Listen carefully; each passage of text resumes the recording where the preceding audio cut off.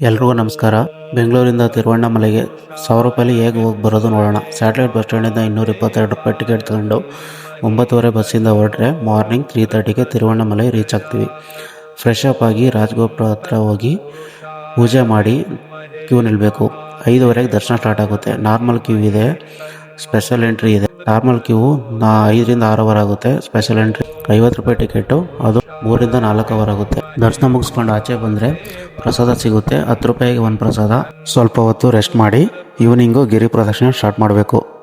ಈ ಟೋಟಲ್ಲು ಗಿರಿ ಪ್ರದಕ್ಷಿಣೆ ಇರೋದು 14 ಕಿಲೋಮೀಟರ್ಸು. 4 to 5 ಅವರ್ಸ್ ಬೇಕಾಗುತ್ತೆ. ಈ 14 ಕಿಲೋಮೀಟರ್ ಗಿರಿ ಪ್ರದಕ್ಷಿಣೆಯಲ್ಲಿ ಈ 8 ಲಿಂಗಗಳನ್ನ ನೋಡ್ಬೋದು. ಜೊತೆಗೆ ಸೂರ್ಯ ಮತ್ತು ಚಂದ್ರಲಿಂಗಗಳನ್ನ ನೋಡ್ಬೋದು.